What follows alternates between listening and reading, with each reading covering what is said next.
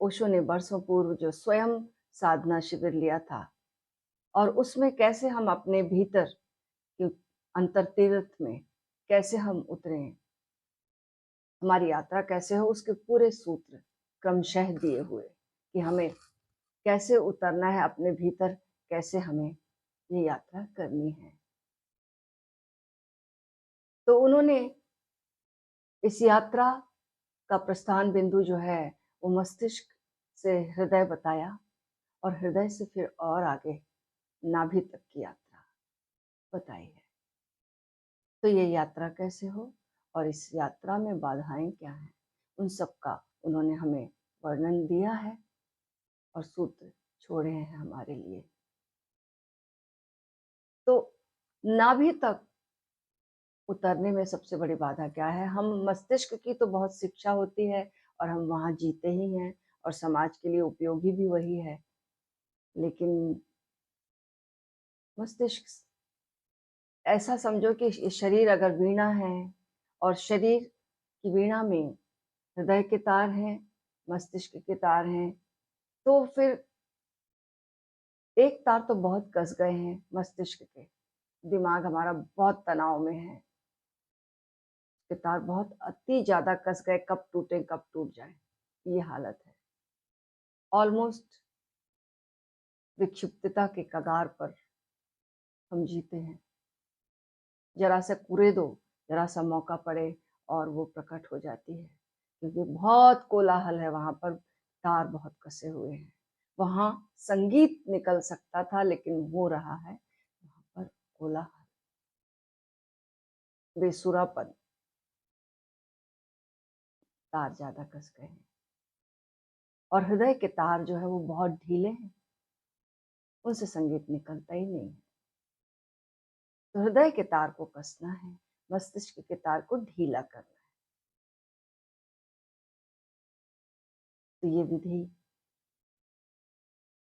नाभि तक हम कैसे उतरे और क्या बाधा है, मस्तिष्क से हृदय और हृदय से नाभि। श्रम जो है आज के जमाने में, यांत्रिक युग है ये, यंत्रों का जमाना है, मशीनों का जमाना है, सब कुछ मशीन से होता है। हम कार से जाते हैं ऑफिस, ऑफिस में जाकर बैठ जाते हैं टेबल पर, कंप्यूटर पे अपना माउस रहता है और घंटों बैठे रहते हैं, फिर लौटते हैं और फिर घर में अपने फिर माउस हाथ में आ जाता है या टीवी हाथ में आ जाता है, रिमोट से सब कुछ हो रहा है। हमारा श्रम जो है वो खत्म हो गया है। और अगर श्रम नहीं है तो हमारा श्रम से जीवन विच्छिन्न हो जाता, टूट जाता है। अगर हम श्रम करने लगे तो हमारा जुड़ना हमारे नाभि से, हमारी ऊर्जा वहां तक पहुंच जाती है। बस अपने आप ही, कुछ करना नहीं पड़ता, हमें करना है श्रम। श्रम जो है आज के युग में एक कहना चाहिए कि एक तुच्छ माना जाता है, इसे एक शर्म की बात है कि हम अपना काम स्वयं करते हैं। समय की बात है कि अब्राहम लिंकन जो है, लिंकन राष्ट्रपति अमेरिका के, वहां उनसे कोई मिलने गया और वो अपने जूते साफ कर रहे थे।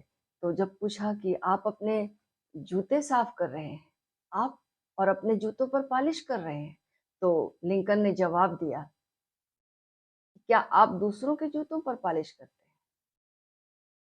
क्या आप दूसरों के जूतों पर पॉलिश करते हैं? उसने कहा नहीं, हम दूसरों से करवाते हैं अपने जूतों पर पॉलिश। तो अब्राहम लिंकन ने कहा कि ये तो और भी खराब बात है, उससे भी बुरी बात है कि दूसरों से आप अपने जूतों पर पॉलिश कराते हैं। वो जमाना था आज से 3000 साल पहले कन्फ्यूशियस का।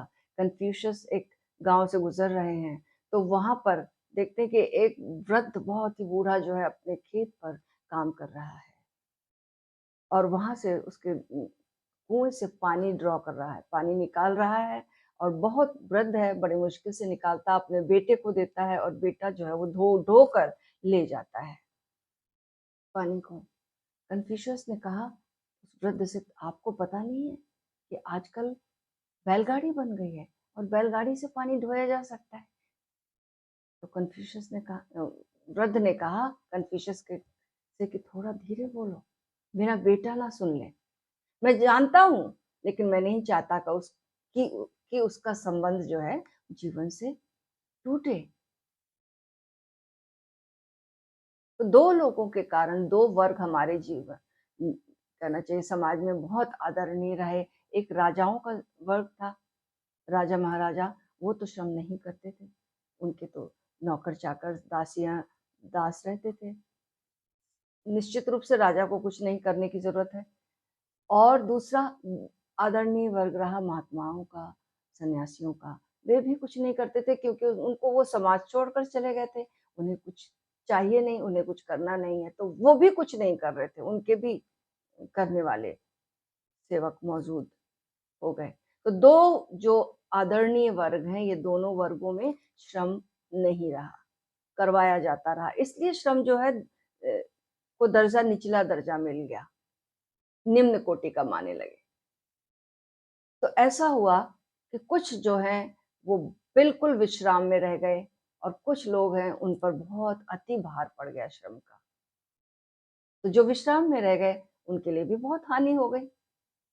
वो भी कट गए अपनी बीइंग से और जो ज़्यादा श्रम करने लगे वो भी कट गए क्योंकि इतने ज़्यादा श्रम वह भी नुकसानदायी हो गया, जीवन घाती हो गया। दोनों हालतों में दोनों वर्गों के लोगों को हानि पहुंची। तो श्रम हमें खोजना है। आज के युग में हम क्या करें कि हम श्रम करें। ज़रूरी नहीं है कि हम ऐसा श्रम करें जो कि अ, उत्पादक हो, सृजनात्मक भी हो सकता है, क्रिएटिव श्रम भी हो सकता है। अनुत्पादक जो श्रम है वो कर सकते हैं हम, क्योंकि उत्पादन हम किसी और ढंग से कर रहे हैं। तो अब जो है श्रम कैसे करें? श्रम को कर सकते हैं अपने लिए, सृजनात्मकता के लिए वो श्रम कर सकते हैं। एक न्यूरो साइंटिस्ट की जीवनी टेड टॉक में पढ़ी जा रही थी।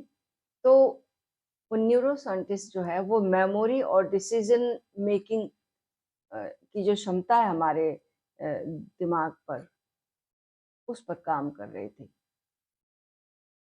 तो उसने पाया कि काम करते-करते उस काफ़ी रिसर्च वर्क किया उसने और बहुत खोज कर रही थी, तो बहुत नाम भी होने लगा उसका। लेकिन उसने पाया कि उसके जीवन में उदासी आने लगी। सफलता मिली, नाम हो रहा, लेकिन उदासी आने लगी। समाज से वो कट गई, ऑलमोस्ट उसके फ्रेंड्स खत्म हो गए, अकेली बच गई वो।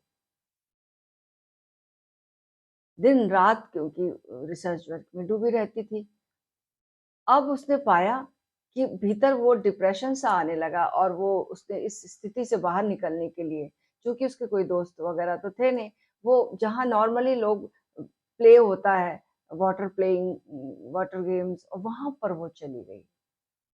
और उसने कुछ शुरुआत की और पाया कि अचानक उसको अच्छा लगा। अचानक वो खुश हो गई। कुछ थोड़ी-सी देर खेलने के बाद ही उसे एक खुशी का अनुभव होने लगा। तो वो खुशी उसे और खींचने लगी। वह रोज़ जाने लगी और रोज़ जब जाने लगी तो उसने पाया कि उसके जीवन में जो मेमोरी लॉस हो गई थी, जो दूसरों के लिए काम कर रही थी, उसका खुद का जो लॉस हो गया था, उसकी खुद की जो अ, एफिशिएंसी थी वो कम हो गई थी, वो वापस आने लगी। उसके जो जो पेपर और बाकी थे, रिसर्च वर्क जो बाकी था वो उसकी स्पीड बढ़ गई और वो उसकी डिसीजन मेकिंग जो कैपेसिटी है वो बढ़ गई, उसकी मेमोरी बढ़ गई। अचानक उसने पाया ये सब हो गया उसके जीवन में। एक एक्सरसाइज जो है वो इतना बड़ा परिवर्तन उसके जीवन में ले आई। फिर उसने और लोगों ने जो रिसर्चेस की है एक्सरसाइजेस पे वो सारी वो डाटा इकट्ठे किए और पाया कि एक्सरसाइज जो है केवल शरीर के लिए ही नहीं है, ब्रेन के लिए भी है। और ब्रेन में उसने पाया कि और जो न्यूरॉन्स हैं वो बनने लगे।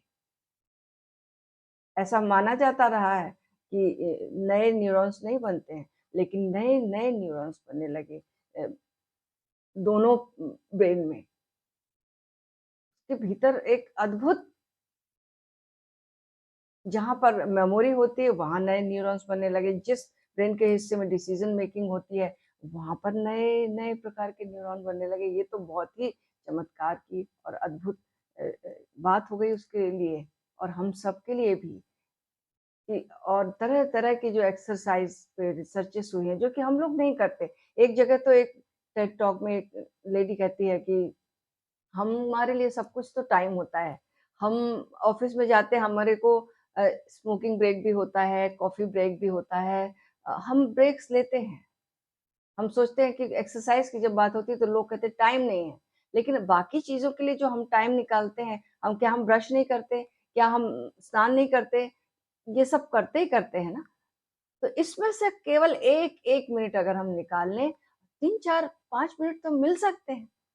और इतनी ही अगर एक्सरसाइज कर ली, उसमें ही आप पाएँगे कि आपके भीतर कुछ बदलना शुरू हो गया है।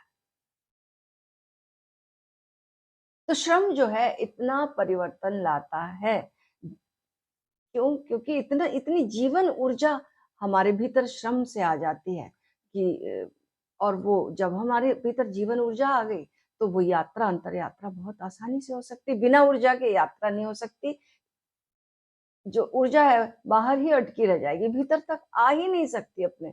तो ये और कैसे हम ऊर्जाइत हो गए, कैसे और जागरूक हो गए, ये एक्सरसाइज़ इतनी कमाल करती है। और कोई श्रम जो नहीं करता उसके लिए।